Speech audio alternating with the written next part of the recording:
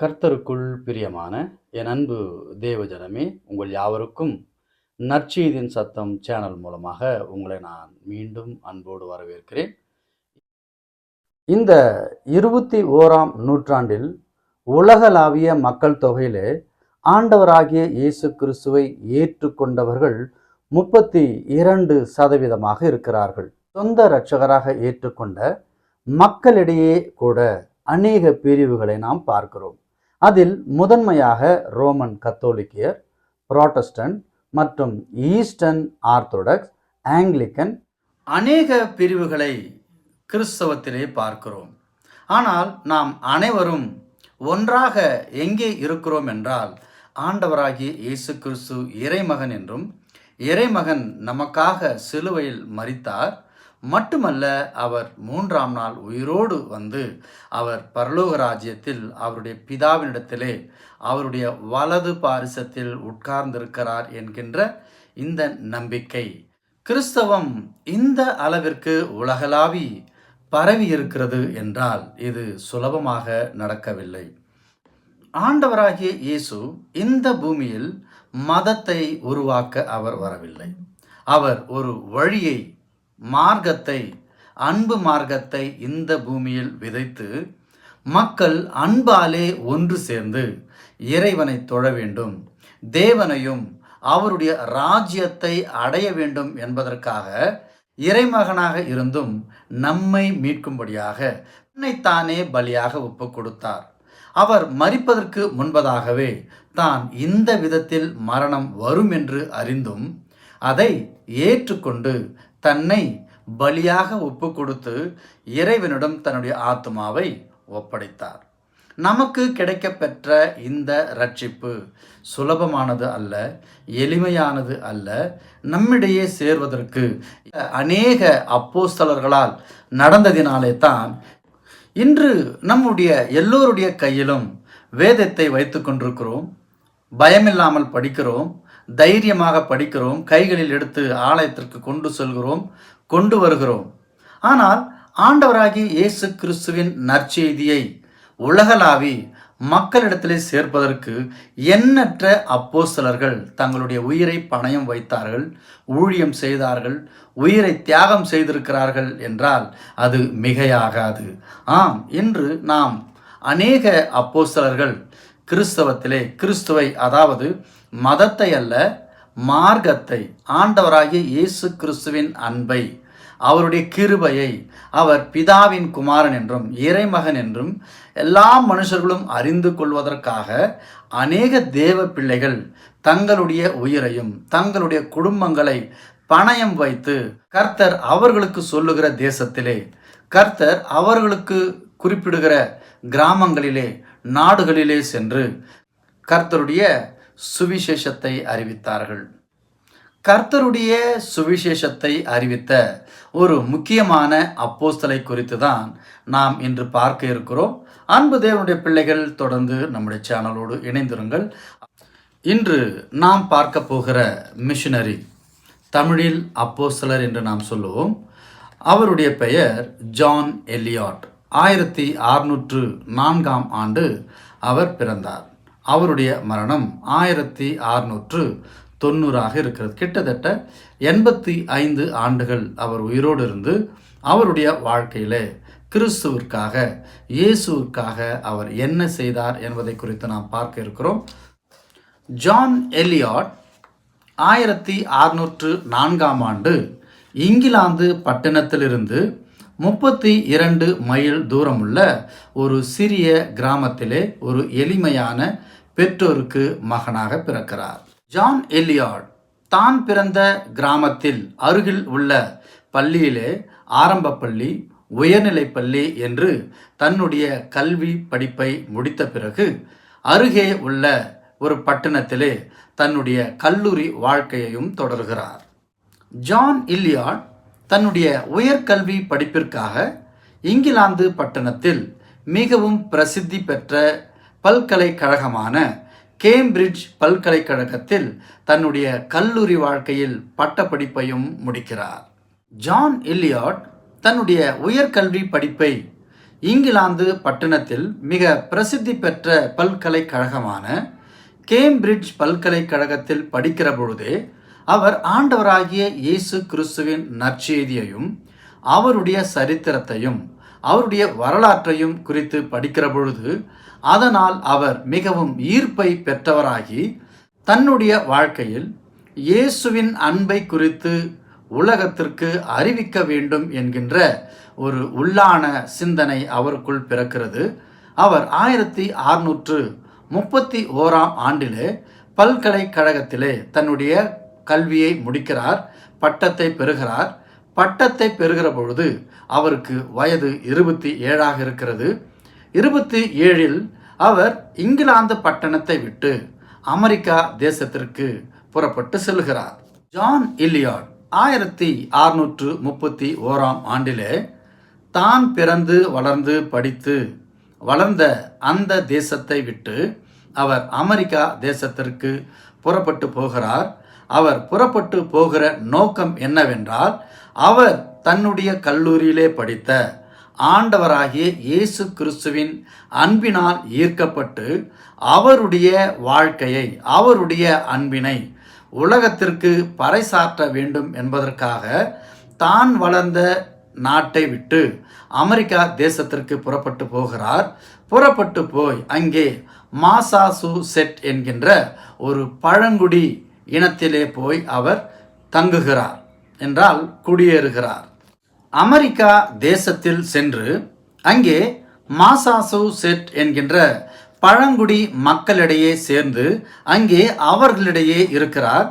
அவர் சென்று அவர்களோடு ஊழியம் செய்த ஆரம்பித்த ஓராண்டிலே அங்கே இருக்கிற ராஸ்பெரி என்கின்ற தேவாலயத்தில் அவர் ஒரு பாஸ்டராக அவர் நியமிக்கப்படுகிறார். ஜான் எலியாட் இங்கிலாந்திலிருந்து மாசாசூசெட் என்கின்ற அமெரிக்கா பழங்குடி மக்களிடையே போய் சேருகிறார். அங்கே அவர்களோடு சேருகிற பொழுது அவர்களுடைய மொழியை கற்றுக்கொள்வதற்கு அவருக்கு பெரும் சிரமமாக இருந்திருக்கிறது. ஆனாலும் அவர் பின்வாங்காமல் அவர்களுடைய மொழியை கற்றுக்கொண்டு அவர்களிடையே கிறிஸ்துவின் ரட்சிப்பை குறித்தும் கிறிஸ்துவின் பிறப்பை குறித்தும் அவர்களுக்கு நற்செய்தியாய் அவர்களுக்கு ஊழியம் செய்திருக்கிறார். ஜான் எலியாட் அந்த பழங்குடி மக்களிடையே ஊழியம் மட்டும் செய்யவில்லை, அந்த மக்களிடையே கர்த்தருடைய சுவிசேஷம், அதாவது இயேசுவின் நற்செய்தி ஊழியம், அவருடைய வாழ்க்கை வரலாறு, அன்பு எல்லாவற்றையும் அவர்களுடைய சொந்த மொழியிலேயே இவர் மொழிபெயர்ப்பு செய்து பழங்குடி மக்களிடையே அவர்களுடைய மொழியிலேயே மொழிபெயர்ப்பு செய்து அதை அச்சிடப்பட்டு அவர்களுக்கு விநியோகம் செய்ததினாலே அந்த பழங்குடி மக்களின் மொழி அழியாமல் அவர்களுடைய மொழி பாதுகாக்கப்பட்டது. காரணம், அவர்களுடைய சொந்த மொழியிலேயே இவர் அச்சிடப்பட்டு விநியோகம் செய்தது குறிப்பிடத்தக்கது.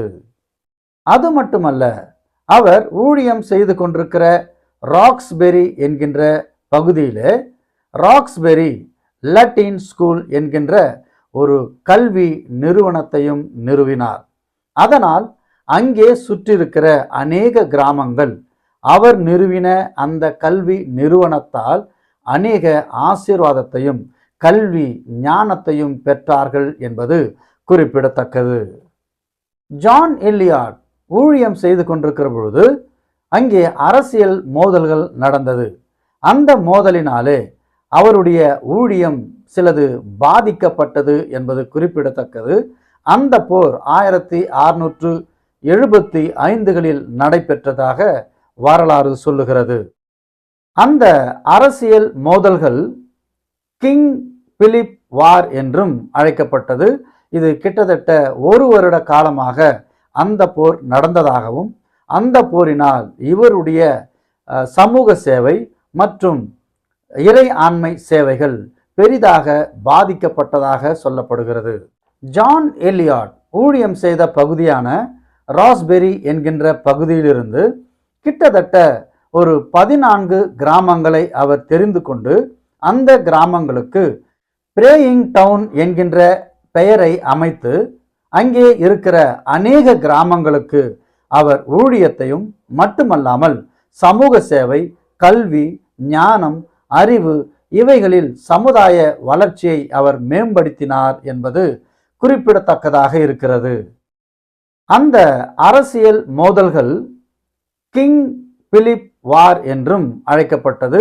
இது கிட்டத்தட்ட 1 வருட காலமாக அந்த போர் நடந்ததாகவும், அந்த போரினால் இவருடைய சமூக சேவை மற்றும் இறை ஆண்மை சேவைகள் பெரிதாக பாதிக்கப்பட்டதாக சொல்லப்படுகிறது. ஜான் இலியாட் அவருடைய வாழ்க்கை நிகழ்வுகளை நாம் சற்று திரும்பி பார்க்கிற பொழுது, அவர் 1604ஆம் ஆண்டு பிறந்தார். அவர் தன்னுடைய கல்லூரி வாழ்க்கையை 1631ஆம் ஆண்டிலே இங்கிலாந்தில் கல்வியை முடிக்கிறார். தன்னுடைய கல்லூரி வாழ்க்கையை முடித்த உடனே அவர் அமெரிக்கா பயணம் சென்று போகிறார். பயணம் சென்று அங்கே போய் மாசாசூசெட் என்கின்ற பழங்குடி மக்களிடையே சேர்ந்து 1632ஆம் ஆண்டிலிருந்தே அவர் தேவனுடைய ஊழியத்தை செய்து அங்கே இருக்கிற தேவ ஆலயத்தில் ஒரு பாஸ்டராக பணியாற்ற தொடங்குகிறார். மட்டுமல்ல, 1645 அவர் ராக்ஸ்பெரி லட்டின் ஸ்கூல் என்கின்ற கல்வி நிறுவனத்தை நிறுவினார். ஜான் எலியாட் 1645 இந்திய தேசத்திலிருந்து குடிபெயர்ந்து அமெரிக்காவில் குடிபெயர்ந்திருக்கிற இந்தியர்களுக்கு அவர் பிரசங்கம் செய்திருக்கிறார், ஊழியம் செய்திருக்கிறார்.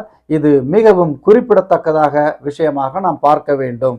1660 1663 வரை மாசேசூசெட் என்கின்ற பழங்குடி மக்களிடையே இருந்து அவர்களுடைய மொழியை கற்றுக்கொண்டு அவர்களுடைய மொழியிலேயே கிறிஸ்து இயேசுவின் வாழ்க்கை வரலாற்று சரித்திரத்தை எழுதி அச்சிட்டு அவர்களுக்கு கொடுத்ததினாலே அவர்களுடைய சொந்த மொழியானது அழிவிலிருந்து காப்பாற்றப்பட்டு அவர்களுடைய மொழி பாதுகாக்கப்பட்டது என்பது மிகவும் முக்கியமான விஷயமாக நாம் பார்க்க வேண்டும். பிறகு 1690 அவர் இந்த உலகத்தை விட்டு இயற்கையை எய்தினார். ஜான் இலியாட் அவருடைய காலத்திலே ஏற்பட்ட அந்த மறுமலர்ச்சி எழுச்சி அது பியூரிட்டான் இயக்கத்திற்கு ஒத்துழைப்பதாக இருந்தது. என்றால் 16, 17 நூற்றாண்டுகளிலே ரோமன் கத்தோலிக்கருடைய சடங்காச்சாரங்கள் அநேக காரியங்கள் கிறிஸ்தவத்திலே தேவாலயத்தில் திணிக்கப்பட்டதாகவும் அது சடங்காச்சாரத்திற்குரியது, தெய்வீக பக்திக்கு உரியது அல்ல என்றும் மற்றும் அதிலிருந்து விடுபட வேண்டும் என்கின்ற சுத்திகரிப்பு செயல்களை அந்த இயக்கம் பியூரிட்டன் முக்கிய நம்பிக்கைகள் என்னவென்றால் தேவ ஆலய சுத்திகரிப்பு, இரண்டாவதாக வேதாகமத்தின் அதிகாரம், மூன்றாவதாக முன்கூட்டியே தீர்மானிக்கப்பட்ட ரட்சிப்பு, ஒழுக்கம் மற்றும் வாழ்க்கை முறை, சமூக உடன்படிக்கை இவற்றை மிகவும் வலியுறுத்துகிறதாக இருந்தது. இப்படி தேவ ஆலய சுத்திகரிப்பு என்றால் தேவ ஆலயத்தில் இருந்த கத்தோலிக்க சடங்குகள், ஆடைகள், அலங்காரங்கள் அவற்றை நிராகரித்தார்கள். எளிமையான வேதாகம மையப்பட்ட ஆராதனை ஒழுங்கு வேண்டும் என்று வலியுறுத்தப்பட்டது. வேதாகமத்தின் அதிகாரம், வேதம் ஒன்றே நம்மை ரட்சிக்கும், வேதத்தை பின்பற்றி அதன்படி நாம் ரட்சிப்பிற்காக கர்த்தருடைய வார்த்தையை நம்ப வேண்டும், அதை தொடர வேண்டும் என்பது. இதனால் கல்வி, எழுத்தறிவு, மொழிபெயர்ச்சி ஆகியவை வளர்ச்சி பெற்றன. முன்கூட்டியே தீர்மானிக்கப்பட்ட ரட்சிப்பு என்பது எந்த மனுஷனாலும் கொடுக்கப்படாது, அது தேவனால் மட்டும் கொடுக்கப்படும். தேவகுமாரனாகிய இயேசு கிறிஸ்துவின் பெயரினாலே நாம் அறிக்கையிட்டு நம்முடைய பாவங்களை அறிக்கையிடுகிற பொழுது அவருடைய ரட்சிப்பை நாம் பெறுகிறோம் என்கின்ற நம்பிக்கை உண்மையானது. இது நாம் தேடி போய் ரட்சிப்பை பெற்றுக்கொள்வதல்ல, முன்கூட்டியே தேவனால் நமக்கு ரட்சிப்பை நிர்ணயிக்கப்படுகிறது என்பதை இங்கே சொல்லுகிறது. ஒழுக்கம் மற்றும் வாழ்க்கை முறை. ஒழுக்கம் நேர்மை, கடினமான உழைப்பு, எளிமை, உலகளாவிய இன்பங்களை நாம் தவிர்த்து தேவனுக்கு பயந்து இறைவனுக்கு பயந்து எளிமையாக நல்வாழ்க்கை வாழ வேண்டும் என்பதுதான் இந்த பியூரிட்டன் இயக்கத்தின் மிக முக்கியமான செயல்களாக நாம் பார்க்கிறோம். மட்டுமல்ல, சமூக உடன்படிக்கை, சமூகத்தில் வேதாகம அடிப்படையிலான உடன்படிக்கைகள் அமையப்பட வேண்டும். மதமும் அரசும் இணைந்து தேவனுக்கு கீழ்ப்படிந்து அவருடைய நாமத்தை மகிமைப்படுத்த வேண்டும் என்பதுதான் இந்த பியூரிட்டன் இயக்கத்தின் முக்கிய செயல்பாடுகளாக பார்க்கிறோம். இந்த பதிவு உங்களுக்கு பிரயோஜனமாக இருக்கும் என்று நான் விசுவாசிக்கிறேன். தொடர்ந்து நம்முடைய சேனலுக்கு நீங்கள் ஆதரவு கொடுங்க, பாருங்க, கர்த்தருடைய வார்த்தையை தெரிந்து கொள்வோம். ஏனென்றால் காலம் கிடைப்பதில்லை, கர்த்தருடைய வார்த்தை கிடைப்பதில்லை, நாம் அதை தேடி செல்ல வேண்டும். கிடைக்கிற நேரங்களிலே கர்த்தருடைய வார்த்தையை கேட்போம். கர்த்தர் தாமே பார்க்க போகிற ஒவ்வொரு அன்பு தேவனுடைய பிள்ளைகளையும் ஆசீர்வதிப்பாராக. நம்மோடு இருந்து நமக்கு உற்சாகத்தையும் பலனையும் தெய்வீக பலனை கொடுத்து நம்மை ஆசீர்வதிப்பாராக என்று சொல்லி இந்த பதிவை நான் முடிக்கிறேன். கர்த்தருடைய நாமம் மகிமைப்படுவதாக. ஆமென்.